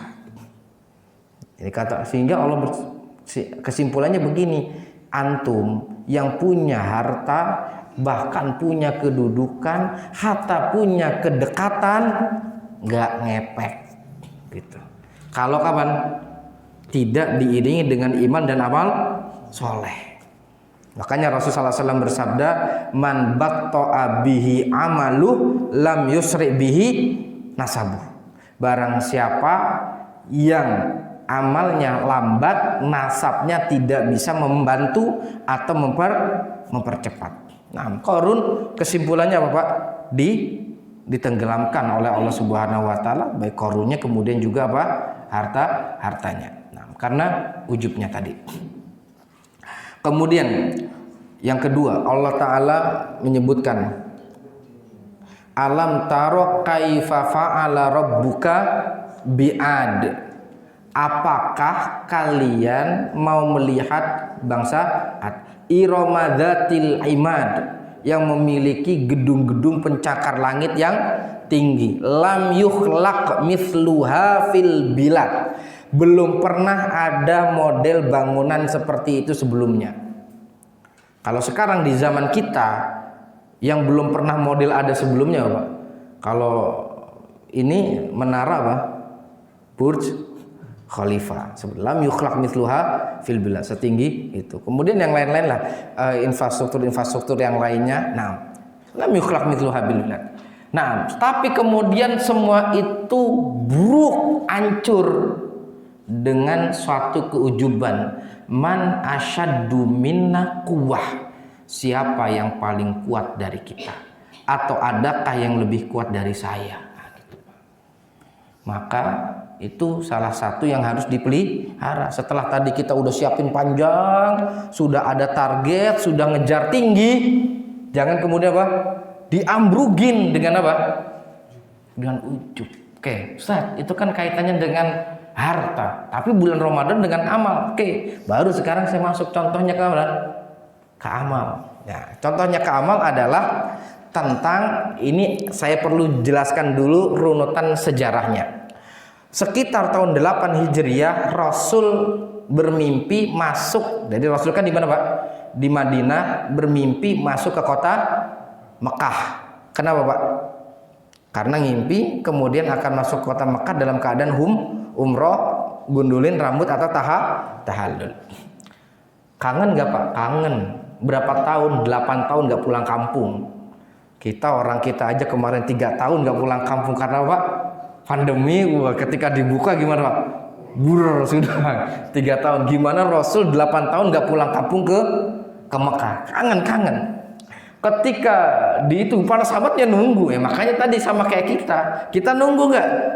Nunggu datangnya bulan Ramadan, gembira sukacita. Sahabat juga sama, ketika dikabarkan kita mau ke Mekah lagi umroh, Rasul yang sudah bilang, yakin gak sahabat? Yakin, udah nggak ada ragu-ragu, nggak ada kepikiran PHP atau di prank lah, nggak ada seperti itu. Nah, di tengah jalan dicegat sama Suhail bin Amr. Kemudian terjadilah yang namanya perundingan yang bernama Sulh Hudaybiyah. Sulh Hudaybiyah. Kesimpulannya Rasul nggak boleh datang sekarang, bolehnya tahun depan. Gencatan senjata 10 tahun. Mekah dan Madinah gencatan senjata. Kabilah-kabilah sekutunya juga sama gencatan.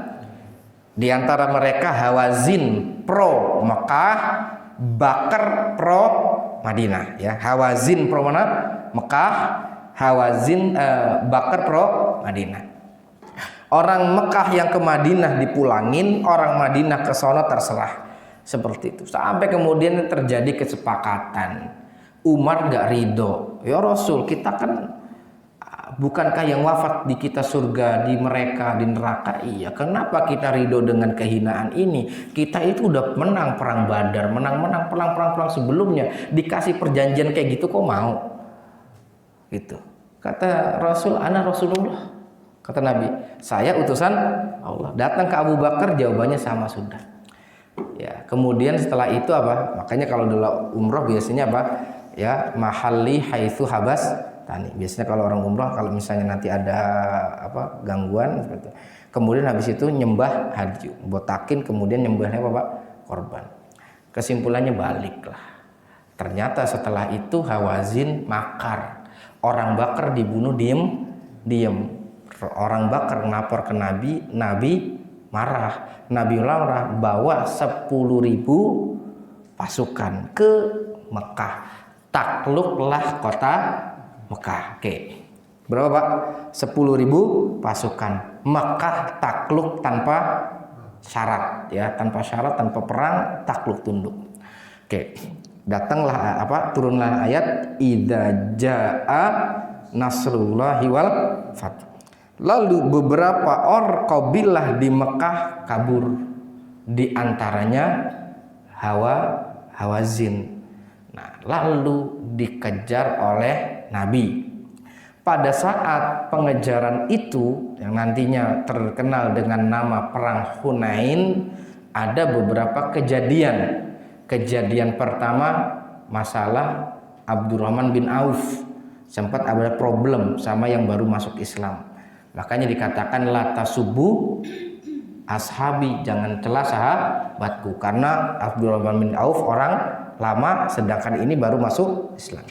Yang kedua, sebagian orang yang tadi masuk Islam minta pohon yang bawa berkah. Ij'al lana zata anwat kama lahum zatu anwat. Apa? Ya Rasul, buatkan kami pohon buat ngalap berkah seperti orang-orang Quraisy musyrik dulu juga punya pohon buat ngalap berkah. Biar kalau kita tarung jihad itu apa? Senjata kita jadi apa? Ya, jadi punya kegunaan lah seperti itu. Itu kejadian yang kedua. Kejadian yang ketiga apa Pak? Ngelihat jumlahnya berapa tadi? 10.000. Yang kabur cuma 4 kabilah kecil. Sebagian mereka ujub. Sebagian mereka apa? Ujub. Wa yauma Hunain id a'jabatkum kasratukum. Ingat kejadian di perang Hunain, ketika rasa ujub itu membuat kalian jatuh. Ya, maksudnya jatuh apa Pak? Kocar kacir. Jadi itu Pak.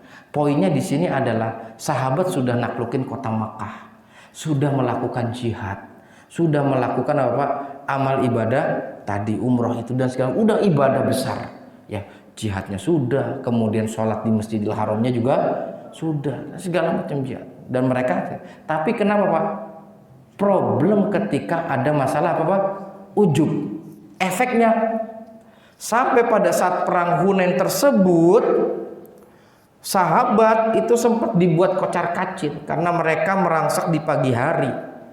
Beberapa sahabat terbunuh, Rasul kemudian terluka. Sampai yang menjadi pelindungnya terdekat adalah siapa Pak?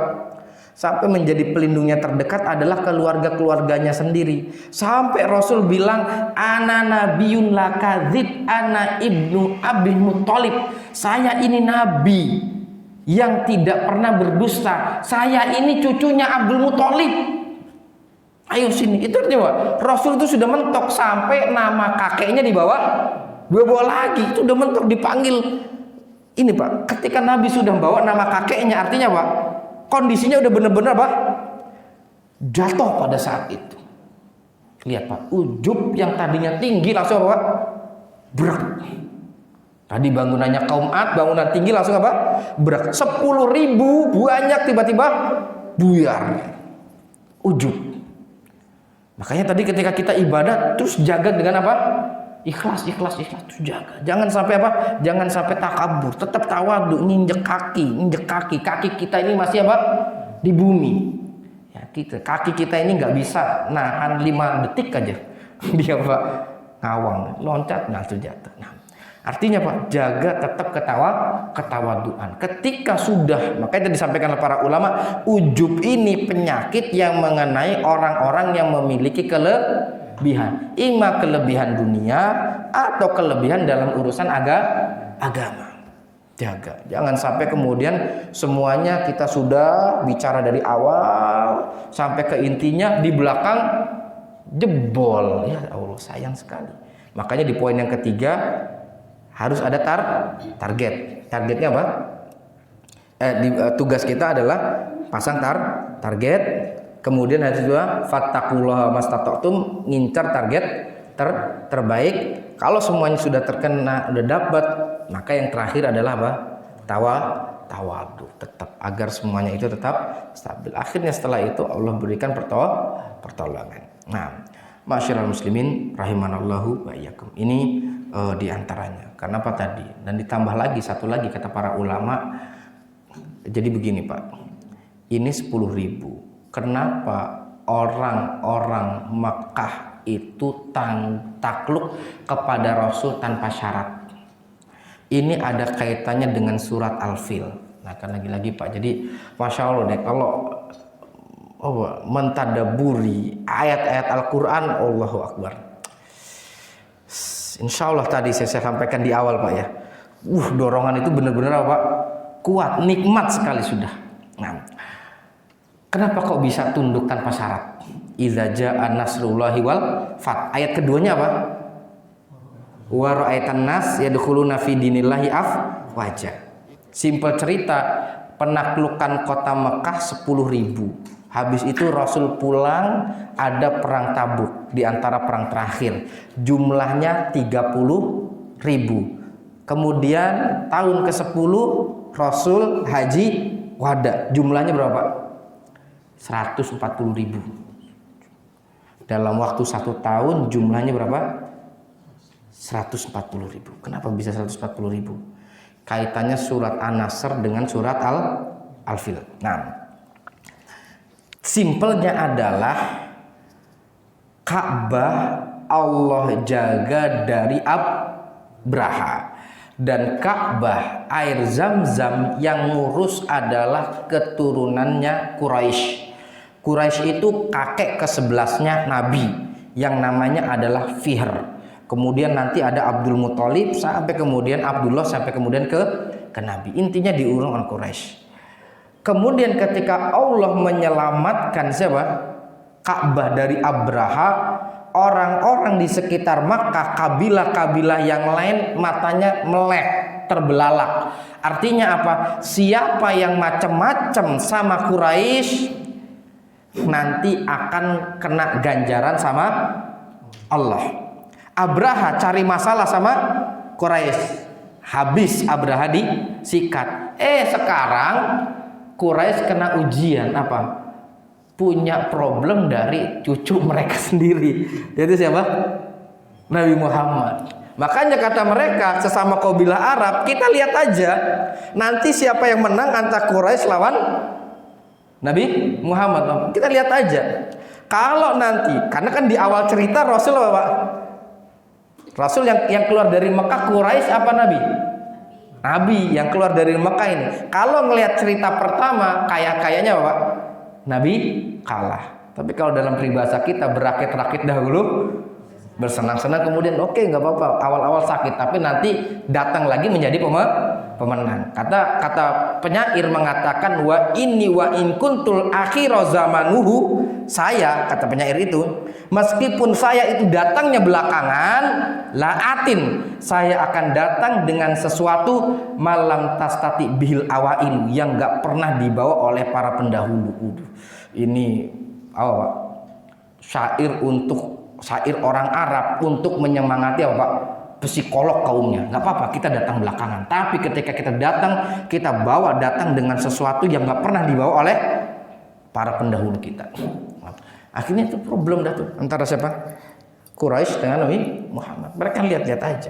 Sampai akhirnya Rasul mau menaklukkan kota Mekah. Ketika Rasul ingin masuk ke Mekah, orang Quraisy tunduk bulat, gak bisa ngapa-ngapain. Akhirnya mata mereka terbelalak 2 kali.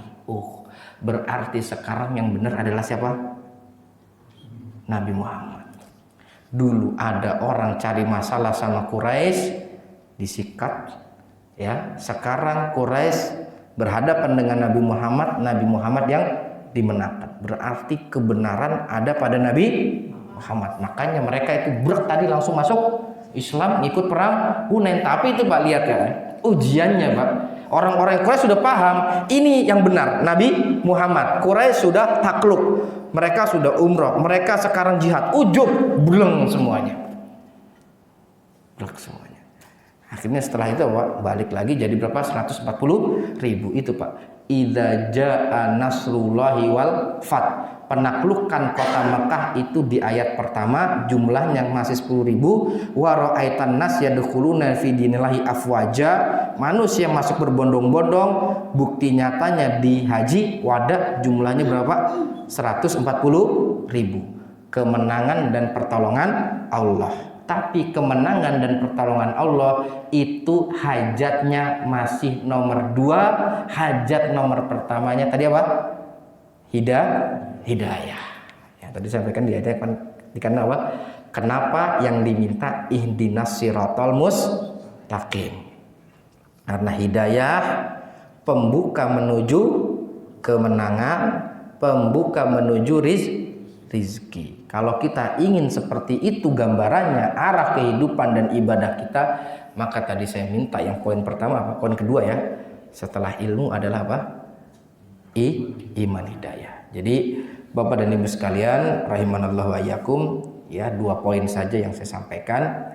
Apa yang kita siapkan dan apa yang kita targetkan. Yang kita siapkan tadi ilmu, iman, tauhid, hidayah. Yang ketiga persiapan amal soleh. Yang perlu kita target yang di bulan Ramadan adalah disiapkan apa? Target fattaqullaha mastata'tum. Kemudian yang ketiga ditutup dengan ketawaduan agar semua amalan itu tidak menjadi apa? Buruk ya, sia-sia, hancur seperti tadi kaum Ad, dan amalan tidak kocar-kacir seperti pada saat perang Hunain. Nah, Bapak dan Ibu sekalian rahimanallahu wa iyyakum, mungkin ini yang dapat kami sampaikan. Mudah-mudahan bisa menjadi penyemangat ya bagi kita sekalian, bermanfaat buat saya pribadi dan juga kaum muslimin dan muslimah.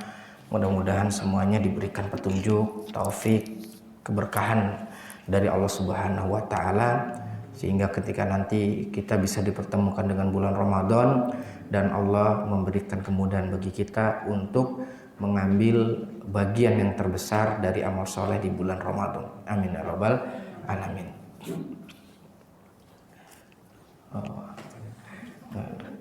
Oh, iya. Oh, ada pertanyaan Pak. Saya kira nggak ada. Nah, Assalamualaikum Pak Ustadz.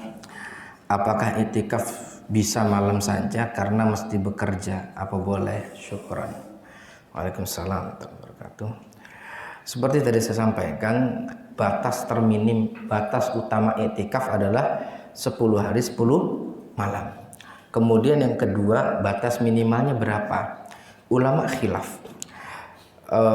Sebagian pendapat mengatakan sehari semalam dengan dalil yaitu riwayat dari Umar bin Khattab. Beliau mengatakan kuntu nazartu fil jahiliyah. Saya pernah bernazar di zaman jahiliyah. Dari sini poinnya adalah orang yang bernazar bukan merupakan syaratnya harus muslim. Kalau orang pernah bernazar di waktu dulu masih kufur, dia pernah bernazar, apakah ketika masuk Islam harus ditunaikan nazarnya? Berdasarkan riwayat dari Umar ini harus. Apa nazarnya Umar? An a'takifa yauman wa laila fil haram. Saya iktikaf di Masjidil Haram sehari semalam. Maka Rasulullah SAW menjawab, aufi binadzarik, tunaikan nazarmu. Dari sini ada cara pandang. Umar bernazar sehari semalam iktikaf, berarti bilangan terminim iktikaf adalah sehari semalam. Kalau masuknya maghrib, pulangnya azan maghrib harus setelahnya, seperti itu. Ini pendapat pertama.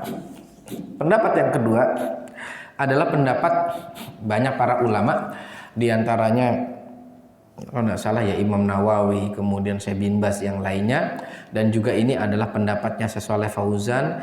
Iktikaf itu batas terminimnya adalah beberapa waktu saja. Ya, ini dikatakan dalam sebuah riwayat, ini la a'takifu fil masjid, saya berniat untuk diam di masjid, tidaklah aku berdiam di masjid illa li'a'takif. Ya, tujuan saya adalah untuk iktikaf. Ya, dari dalil ini kemudian para ulama mengatakan bolehnya iktikaf meskipun beberapa saat. Syekh Shalih Fauzan pernah mengatakan, kenapa seseorang ketika keluar dari rumah mau sholat isya, dia tidak niatkan sekalian iktikaf. Jadi ketika berangkat dari rumah jam berapa Pak? Jam 7 untuk sholat isya, kita niatnya pulangnya kapan Pak?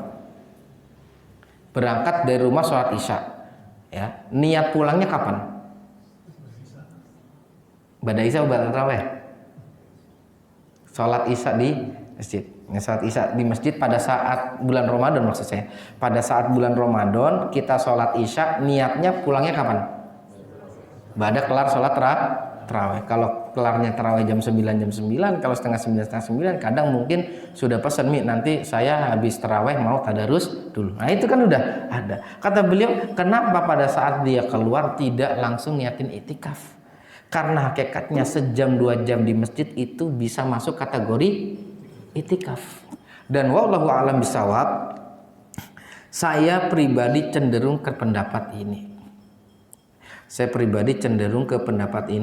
Iktikaf yaitu adalah tidak ada batas minimalnya kecuali hanya beberapa saat seperti tadi. Ketika kita keluar maghrib atau keluar isya, pulang-pulang mau sholat tarawih, itu sudah bisa termasuk dikatakan iktikaf. Yang penting diniatkan. Kalau kemudian seorang itu mau datang jam 10 kemudian pulang jam 12, Allah ta'ala bersawab, itu juga masuk. Yang terpenting adalah ada niat, tujuan di masjidnya adalah untuk ibadah, bukan untuk nongkrong atau ngobrol, ya, seperti itu. Kadang ada mau ngapain nih, iktikaf kemana? Ke masjid. Di masjid bukan ngebuka sarung, lipat sarung.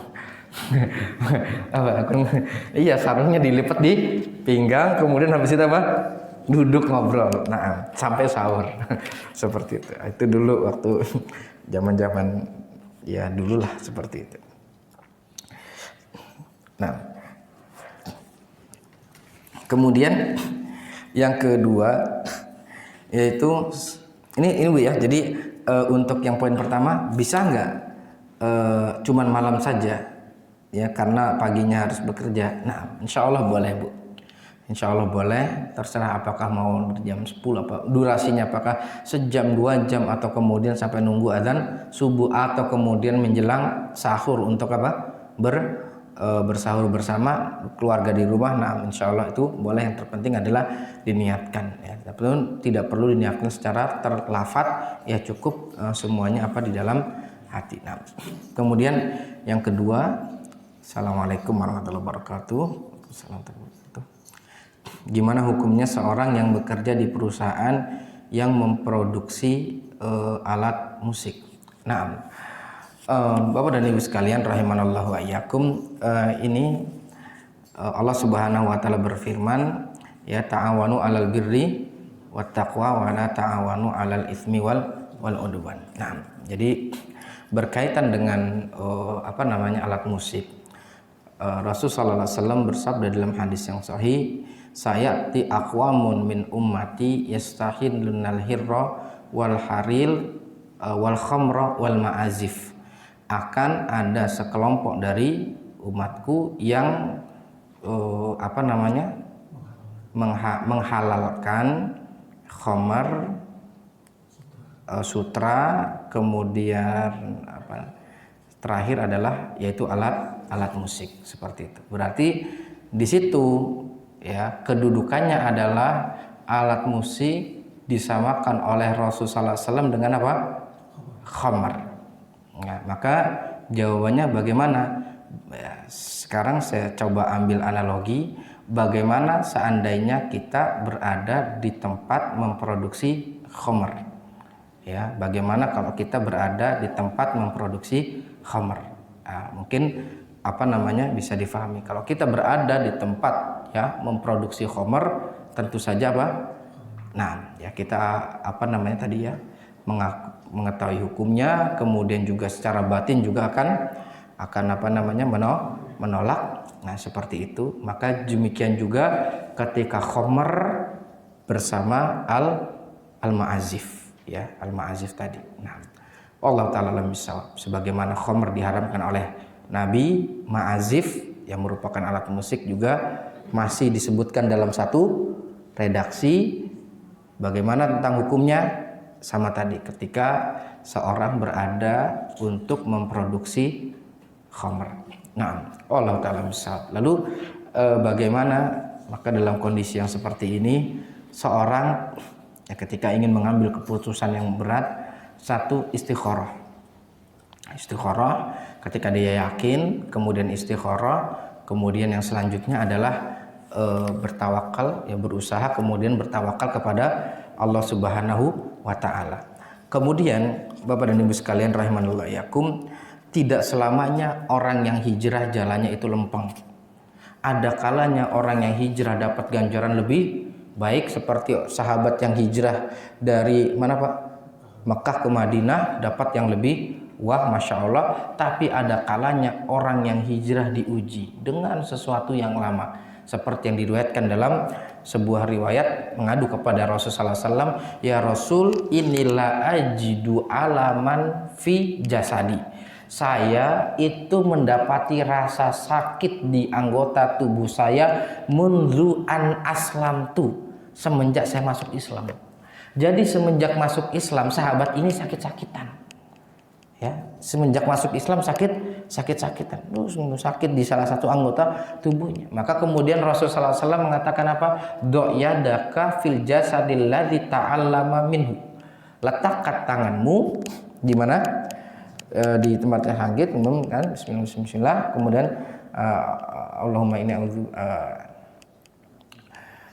min syarri ma a'udzu billahi wa qudratihi min syarri ma ajidu wa hadiru. Nah, itu dipegang. Nah, segi pendalilannya kata para ulama adalah orang yang masuk Islam, sahabat ini diuji dengan penyakit yang lama, dengan kesulitan yang lama.